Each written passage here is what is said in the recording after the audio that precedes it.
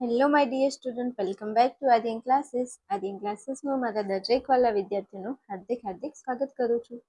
ચાલો વિદ્યાર્થીઓ, આજના વિડીયોની અંદર આપણે પાટણ જિલ્લા શાળા પરીક્ષા સમિતિ આપણી વાર્ષિક પરીક્ષા 2026 અને આપણું ધોરણ 11 અને વિષય આપણો જે હિન્દી છે, તો હિન્દી વિષયનું આજે લેવાઈ ગયેલું આ પેપર છે.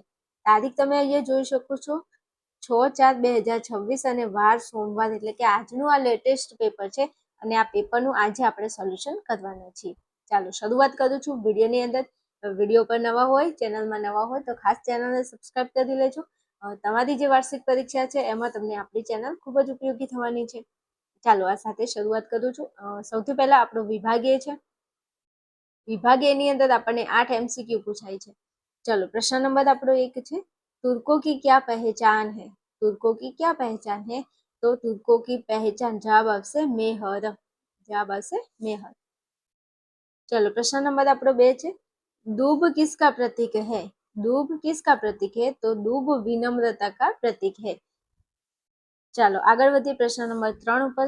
જે જિલ્લામાં હજુ હિન્દીનું પેપર બાકી છે તો પ્લીઝ વિદ્યાર્થીઓ, આ જે પેપર છે એના કેટલાક પ્રશ્નો MCQ અને ટૂંકા પ્રશ્નો છે ખાસ તમારે તૈયાર કરી લેવાના છે. એમાંથી ક્યાંક તમને બેઠા પ્રશ્નો પૂછાઈ શકે છે, એટલે કહેતા નહીં કે કીધું નહોતું, એટલે તૈયાર કરી લેજો પેપરને. चलो तीजो प्रश्न है, गांव के विवाहित युवक कलकत्ता क्यों जाते हैं? तो जवाब है कमाने के लिए जाते हैं. चलो प्रश्न 4, कवि ने मनोरथों को कैसा मानने के लिए कहा है? कवि ने मनोरथों को कैसा मानने के लिए कहा है? तो जवाब है समान. कैसे मानने के लिए? समान मानने के लिए कहा है. चलो प्रश्न 5, बाज लोग झुंड बनाकर किसके पास बैठते हैं? तो बाज लोग झुंड बनाकर अलाव के पास बैठते हैं. चलो प्रश्न 6, कवि किससे दो दो हाथ करने की सोचता है? तो कवि मौत से दो दो हाथ करने की सोचता है. कवि किससे दो दो हाथ करने की सोचता है? तो जवाब આવશે मौत से. चलो ત્યાંથી આગળ વધુ છું. 7મો પ્રશ્ન, बिना पानी के सब कैसा होता है? तो बिना पानी के सब सूना होता है. पानी ना हो तो आमे બધું सूનું सूનું લાગે. चलो प्रश्न 8 છે, कवि किस व्यवस्था की निर्दयताओं को खत्म करना चाहते हैं?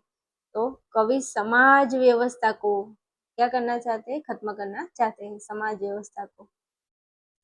ચાલો આગળ વધુ. પ્રશ્ન નંબર 9 માં કીધું છે જોડ બનાય, જોડકા તમારે જોડવાના છે. 9 માં કીધું છે નીતિ કે દોહે, તો જવાબ આવશે રહીમ. दोहे किसके है? रहीम के है. 10 માં કીધું છે બાજ લોગ, તો જવાબ આવશે અનામિકા. બાજ લોગ કૃતિ અનામિકા. ચાલો પછી આગળ વધુ. चलो प्रश्नों के उत्तर एक वाक्य में लिखिए. एक वाक्य में तुम्हारे उत्तर देवानो छे. प्रश्न नंबर आपको 11 छे, जगत के लोग किस पर जल्दी विश्वास करते हैं? जगत के लोग किस पर जल्दी विश्वास करते हैं? तो जगत के लोग दिखावे और आडंबर पर जल्दी विश्वास करते हैं. अतः देखा देखी नो जमानो छे भाई, आडंबर नो जमानो छे, तो जगत के लोग दिखावे और आडंबर पर ज्यादा विश्वास करते हैं, जल्दी विश्वास करते हैं. चलो प्रश्न नंबर 12 छे, चंपा चौपाइयों को लेकर क्या करने जाती है? तो चंपा चौपाइयों को लेकर उनकी चरवाही करने जाती है. चरवाही अथवा तो चराई लखी शको, चराई अथवा तो चरवाही, चरवाही करने जाती है. चलो आगे बढ़ो. प्रश्न नंबर 13, हमें पीड़ाओं से मुक्ति पाने के लिए क्या करना होगा? हमें पीड़ाओं से मुक्ति पाने के लिए क्या करना होगा? तो संघर्ष और साहस करना होगा. हमें पीड़ाओं से मुक्ति पाने के लिए एक तो संघर्ष करना पड़ेगा और साहस करना पड़ेगा. चलो प्रश्न नंबर 14 है, मुसीबत में भी किस तरह हंसते रहना चाहिए? तो मुसीबत में निडरता और सकारात्मकता के साथ हंसते रहना चाहिए. जब भी मुसीबत आए तो मुसीबत में निडरता और सकारात्मकता के साथ हमें हंसते रहना चाहिए. चलो પછી આગળ વધીએ. પ્રશ્નના જવાબ તમારે 2-3 वाक्यों में प्रश्नों के उत्तर दीजिए. प्रश्न नंबर 15 है, कौन से लोग ईश्वर से दूर है? 16 માં કીધું છે कवि अरमानों के बारे में क्या कहता है? 17મો પ્રશ્ન છે, कौवा और कोयल का भेद कब खुलता है? આ 3 પ્રશ્નો તમારે 2-3 વાક્યોમાં उत्तर આપવાનો છે. પછી આગળ વધીએ તો પ્રશ્નો में से किन्हीं एक का उत्तर सविस्तार उत्तर दीजिए. 3 પ્રશ્નો આપેલા છે, એમાંથી એકનો સવિસ્તાર તમારે उत्तर દેવાનું છે. એમાં 18મો પ્રશ્ન છે, परशुराम जी का क्रोध देखकर लक्ष्मण जी क्या कहते हैं? परशुराम जी का क्रोध देखकर लक्ष्मण जी क्या कहते हैं? 19માં કીધું છે, चंपा कैसे कैसे उद्यम करती है? અને 20મો પ્રશ્ન છે, ડંકા કાવ્ય के आधार पर कवि क्या सीख देना चाहते हैं? આ ત્રણમાંથી કોઈ પણ એક પ્રશ્ન તમારે લખવાનો છે, એટલે તૈયાર કરી લેજો. કોઈ પણ પ્રશ્ન તમને પૂછાઈ શકે છે રિપીટેડલી. ચાલો ત્યાંથી આગળ વધવું છે. આપણો વિભાગ બી છે. વિભાગ બી માં તમને 8 ગુણના MCQ પહેલા વિકલ્પો પૂછાય છે. પ્રશ્ન નંબર આપણો 21 છે, बापू को समझने के लिए इस छोटे से सैनिक को खाली जगह ही होगा. बापू को समझने के लिए इस छोटे से सैनिक को खाली जगह ही होगा. तो जवाब आपसे भली भांति देखना होगा. जवाब आपसे भली भांति देखना होगा. चलो आगे बढ़िए. प्रश्न नंबर આપણો 22 છે, चंद्रशेखर आजाद लेखक को क्या कहकर बुलाते थे? चंद्रशेखर आजाद लेखक को क्या कहकर बुलाते थे? तो जवाब આવશે भैया कहकर बुलाते थे. भैया कह के बुलाते थे. चलो 23માં गोवर्धन पर कितना रुपया जुर्माना लगाया था? गोवर्धन पर कितना रुपया जुर्माना लगाया गया था? तो जवाब આવશે 10 रुपया. ચાલો ત્યાંથી આગળ વધીએ. 24માં કીધું છે, अजंता की गुफाओं के चित्र किस काल के हैं? तो अजंता की गुफाओं के चित्र गुप्त काल के हैं. किस काल के हैं? गुप्त काल के हैं. ચાલો 25મો પ્રશ્ન છે, દિલીપ ચुपचाप खाली जगह की तरह अपने दुख को सहेगा. दिलीप चुपचाप खाली जगह की तरह अपने दुख को सहेगा. जवाब આવશે शहीद. शहीद. ચાલો 26માં पौधा खाली जगह की तरह हंसता है. तो पौधा बच्चों की तरह हंसता है. पौधा बच्चों की तरह हंसता है. चलो 27માં इनमें से गोबर का स्थान कहाँ है?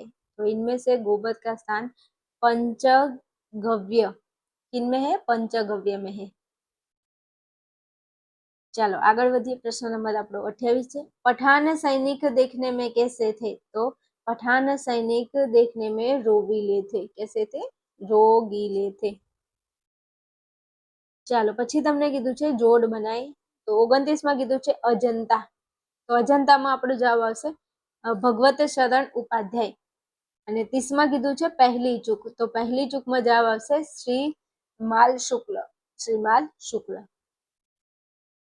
ચાલો ત્યાંથી આગળ વધવું છે. તો આપણને પ્રશ્નોના એક વાક્યમાં આપણે ઉત્તર આપવાના છે. આપી દઈએ. ચલો 31માં કીધું છે ગીત ગોવિંદ કિસકી રચના है? तो गीत गोविंद संस्कृत कवि जयदेव की रचना है.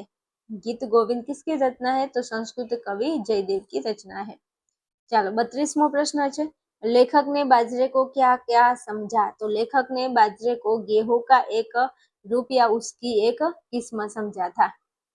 लेखक ने बाजरे को गेहूं का एक रूप या उसकी एक किस्म समझा था. चलो आगे बढ़िए. 33માં કીધું છે अजंता के चित्रों की नकल कहाँ मिलती है? अजंता के चित्रों की नकल कहाँ मिलती है? तो बाघ और श्रीलंका की सिंगिरिया गुफाओं में मिलती है. बाघ और श्रीलंका की सिंगिरिया गुफाओं में मिलती है. चलो પછી આગળ વધીએ. प्रश्न नंबर 34, कथानायक के बेटे की मृत्यु कैसे हुई थी? तो कथानायक के बेटे की मृत्यु टाइफाइड के कारण हुई थी. टाइफाइड કોના કારણ? टाइफाइड के कारण हुई थी. ચાલો ત્યાંથી આગળ વધીએ. પ્રશ્નનો જવાબ તમારે 2-3 વાક્યો में प्रश्नों के उत्तर दीजिए. प्रश्न नंबर આપણો 35 છે, ભારત कहाँ से कहाँ तक फैला है? ભારત ક્યાંથી ક્યાં સુધી ફેલેલું છે? એનો જવાબ દેવાનો છે. 36મો પ્રશ્ન છે, मुन्नी के पिता किससे चमत्कार मानते हैं? 37મો પ્રશ્ન છે, ભારત પાક એક दूसरे के प्रति શંકાલુ क्यों थे? આ 3 પ્રશ્નો આપેલા છે. એના પ્રશ્નોના જવાબ તમારે આપવાના છે. ભાઈ પ્રશ્નો એકવાર ટેલી કરી લેજો. હા, બેઠે બેઠા પ્રશ્નો પૂછાઈ શકે છે. પછી એકચ્યુઅલી કહેતા નહીં કે કીધું નહોતું. ઓકે, ચલો પછી કોઈ પણ એક પ્રશ્નનો જવાબ તમારે સવિસ્તારમાં આપવાનો છે.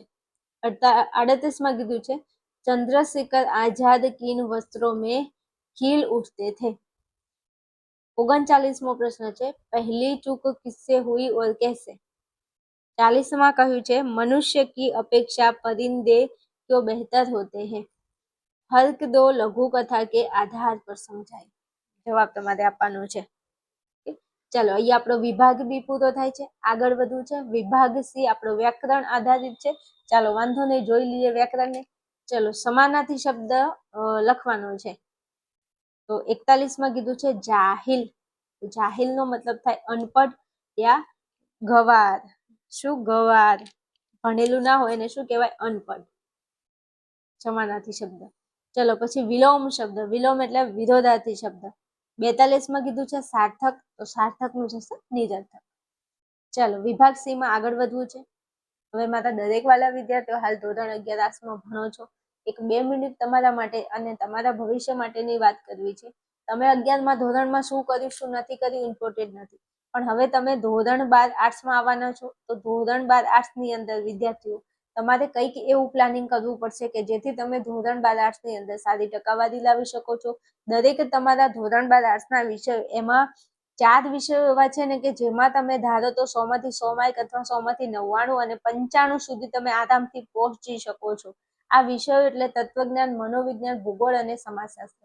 આ 4 વિષયોની વાત કરું છું કે આ એવા વિષયો છે કે એમાં તમે જો સારું એવું ભણો, સારી એવી તૈયારી કરો તો આ વિષયોમાં તમે 100 માંથી 100 માર્ક લાવી શકો છો. મારી જોડે જે વિદ્યાર્થીઓ ભણે છે એમના 1000% ગેરંટી દાવા સાથે પ્રૂફ સાથે તમને કહું છું કે વિદ્યાર્થીઓને 100 માંથી 100 માર્ક આવ્યા છે આ વિષયોની અંદર. વિશ્વાસ ના આવતો હોય તો એકવાર શોર્ટ વિડીયોમાં જઈને જોઈ શકો છો. હવે જો એ વિદ્યાર્થીઓ 100 માંથી 100 માર્ક લાવી શકતા હોય તો તમે પણ લાવી શકો છો. તો એના માટે તમારે શું કરવાનું છે? તો કાંઈ નહીં, એ વિદ્યાર્થીઓએ જે કર્યું છે એ તમારે કરવાનું છે. હવે તમને એવું થતું હશે કે એ વિદ્યાર્થીઓએ એવું શું કર્યું છે જેથી એમને 100 માંથી 100 માર્ક એ લોકો લાવ્યા છે? એમને કાંઈ વધારે નથી કર્યું. એમને મારી સાથે જોઈન થઈને એ લોકો ભણ્યા છે. મારા કોર્સમાં એ લોકોએ જોઈન થઈ અને એ લોકો ભણ્યા છે. કોર્સ ખરીદીને ભણ્યા છે. ઘરે બેઠા પોતાના મોબાઈલની અંદર એપ્લિકેશનમાંથી એ લોકો ભણ્યા છે. હવે તમે ચાહો છો કે તમારે દરેક વિષયમાં 100 માંથી, ચલો કોશિશ કરીએ છીએ 100 માંથી 100 આવે જ, હું કહું છું આવે, બધાને આવે છે, તમારે પણ આવે, પણ એવી કોશિશ તો કરો કે તમે 95 સુધી આરામથી પહોંચી જાઓ. તો 100 માંથી 100 માર્ક તો આરામથી લાવી શકો છો. આ માટે તમારે કાંઈ નથી કરવાનું. મોબાઈલ લેવાનો છે, પ્લે સ્ટોરમાં જવાનું છે અને આપણું એપ્લિકેશન છે, આપણે એપ્લિકેશનનું નામ છે આર્યન ક્લાસીસ. ડાઉનલોડ કરવાનું છે તમારે આર્યન ક્લાસીસનું એપ્લિકેશન પ્લે સ્ટોરમાંથી. આપણા એપ્લિકેશનની અંદર વાત કરું તમને તો 8 વિષયનો કોર્સ છે. આપણા એપ્લિકેશનમાં ધોરણ 12 આર્ટ્સનો 8 વિષયનો કોર્સ છે અને આ કોર્સની જે બેચ છે, બેચનું નામ આપણે આપ્યું છે રામબાણ બેચ. આ બેચની અંદર તમે જોઈન થઈ અને ભણી શકો છો. તમારે 0 થી જો ટોપર બનવું છે, તમે આજ સુધી શું કર્યું શું નથી કર્યું, પણ હવે જો તમારે સારી તૈયારી, તમે સિરિયસ છો તમારા કેરિયર પ્રત્યે અને તમારે સારું એવું પરિણામ લાવવું છે તો આ બેચ માટે તમારો આ બેસ્ટમાંનો બેસ્ટ કોર્સ છે. ગુજરાતનો નંબર 1 કોર્સ છે. તમે આમાં જોઈન થઈ શકો છો. આની અંદર આ કોર્સમાં તમને 8 વિષય મળે છે. તત્વજ્ઞાન છે, ભૂગોળ છે, મનોવિજ્ઞાન છે, સમાજશાસ્ત્ર છે, ગુજરાતી, ઇંગ્લિશ, હિન્દી અને સંસ્કૃત. આ 8 વિષયનો એક ભેગો કોર્સ છે. કોર્સની ફી માત્ર ને માત્ર એકદમ નજીવી ફી છે 3999. 1 વર્ષની વેલિડિટી છે અને આ 3999 હાલ ઓફર પ્રાઇસ છે જેમાં તમને 8 વિષય મળે છે. હવે કોઈ વિદ્યાર્થીઓ એવા છે કે બેન અમારે 8 વિષય નથી ખરીદવા, અમારે ખાલી તત્વજ્ઞાન જોવે છે, એકલું ભૂગોળ જોવે છે, તો તમારા સમસ્યાનું સમાધાન સાથે આ કોર્સ છે. સબ્જેક્ટ વાઇઝ ઉપલબ્ધ છે, અવેલેબલ છે સબ્જેક્ટ વાઇઝ. તમારે 8 વિષય એક સાથે નથી ખરીદવા તો તમે એક વિષય ખરીદીને ભણી શકો છો. તમે એકલું ઇંગ્લિશ, એકલું ગુજરાતી ખરીદીને ભણી શકો છો. તમારી જરૂરિયાત, તમારે જે વિષયની જરૂર હોય એ વિષય ખરીદી અને તમે ભણી શકો છો. લિમિટેડ ઓફર છે, હાલમાં ઓફર ચાલુ છે. ઘણા એવા ધોરણ 11 ના વિદ્યાર્થીઓ છે જેમને હાલથી કોર્સ પરચેજ કરી અને એ લોકોએ રાખી લીધો છે. જેવું જ 11મું પૂરું થશે તરત એ 12મા ધોરણની તૈયારી મારા કોર્સમાંથી ચાલુ કરી દેશે. મારા કોર્સમાં ભણેલા વિદ્યાર્થીઓને 100 માંથી 100 માર્ક આવે છે. 1000% હું ગેરંટી અને દાવા સાથે ચૂટકી વગાડીને કહું છું કે આવે છે અને તમારા પણ આવશે. એક વિશ્વાસની જરૂર છે કે મારી ઉપર તમે વિશ્વાસ કરો. વિશ્વાસ ના આવતો હોય તો તમે ડેમો વિડીયો અટેન્ડ કરી શકો છો. ડેમો વિડીયો જુઓ, તમને મજા આવે, તમને મારી મેથડ સેટ થાય પછી તમારે આ કોર્સની અંદર જોઈન થવાનું છે. નંબર તમને અહીં સ્ક્રીન ઉપર આપેલો છે. આ નંબર ઉપર તમે મને ફોન મેસેજ કરી અને વધારે માહિતી મેળવી શકો છો.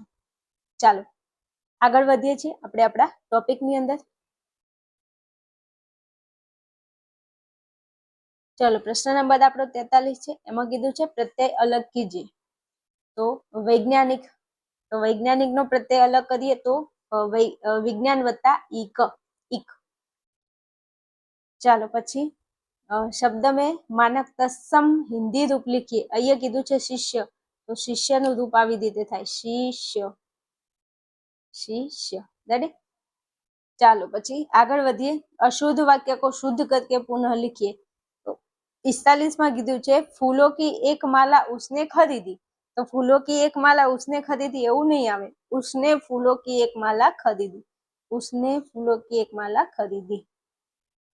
ચાલો ત્યાંથી આગળ વધીએ છીએ। मुहावरे का अर्थ देकर वाक्य में प्रयोग कीजिए। 46 में कीधुं छे टस से मस न होना।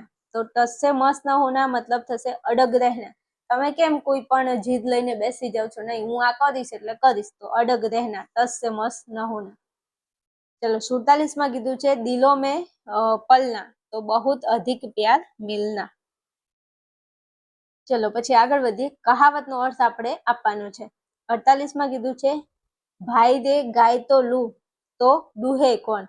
ભાઈ રે ગાય તો લૂ દુહે કોણ। ભાઈ ગાય તો લઈ લો પણ દોવે કોણ? તો કીધું છે કે लीजा तो सब चाहते हैं, लेना तो सब चाहते हैं भाई, लेकिन उसके लिए आवश्यक मेहनत या जिम्मेदारी कोई नहीं लेता है। मेहनत और जवाबदारी कोई लेतुं नहीं। चलो निमंत्रण पत्र के प्रकार लिखिए। तो निमंत्रण पत्र के 3 प्रकार है। कितने? 3 प्रकार है। एक जवाब आसे व्यक्तिगत, व्यक्तिगत, बीजू पारिवारिक, पारिवारिक, પછી ત્રીજા નંબરમાં સાર્વજનિક। તમે એને સાર્વજનિક પણ કહી શકો અને સામાજિક પણ કહી શકો। સાર્વજનિક અથવા સામાજિક, આ 3 પ્રકાર છે। એક વ્યક્તિગત પ્રકાર છે, પારિવારિક પ્રકાર છે, પછી સાર્વજનિક અથવા સામાજિક। આ 3 નિમંત્રણ પત્રના પ્રકાર છે। આ પ્રશ્ન ભાઈ પૂછાઈ ગયેલો છે અને ફરીથી તમારા પેપરમાં જોવા મળી શકે છે, તૈયાર કરી લેજો। ઓકે, ચાલો 50 માં કીધું છે फीचर लेखन में किनका सहयोग अपेक्षित है। तो फीचर लेखन में कल्पना, मानवीय संवेदनाओं और एक विशेष दृष्टिकोण का सहयोग अपेक्षित है। कल्पना, मानवीय संवेदनाओं और एक विशेष दृष्टिकोण का सहयोग अपेक्षित है। चलो 50 प्रश्नों सोल्यूशन तमने आपी दीधुं छे।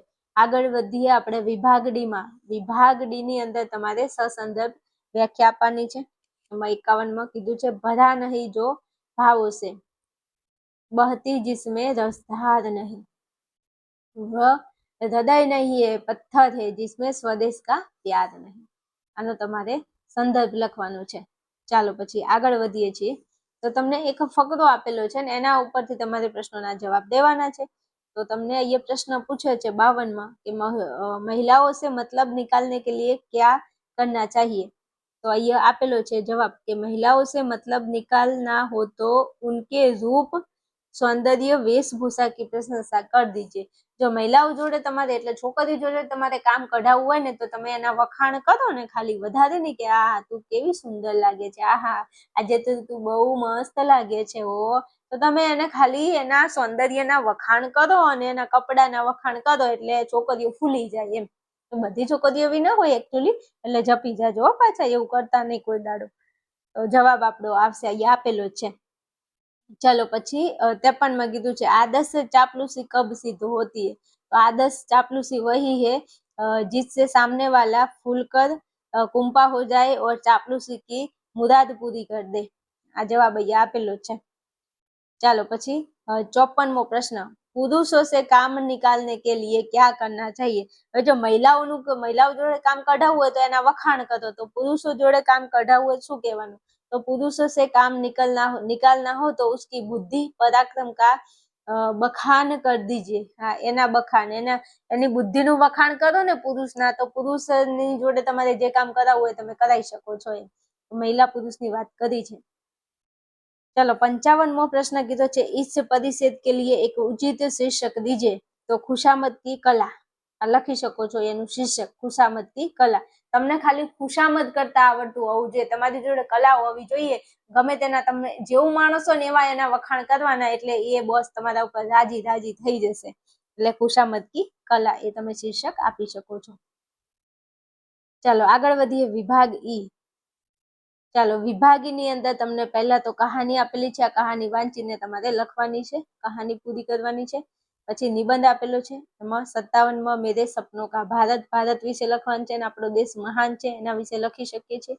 પછી માતૃપ્રેમ અથવા માતા કા પ્રેમ અને એના અથવામાં હમારે ત્યોહાર, આ 3 નિબંધ આપેલા છે. ગમે તે પૂછાઈ શકે છે તમારા પેપરમાં, તૈયાર કરી લેજો મારા વાલા, મારા કલેજાઓ.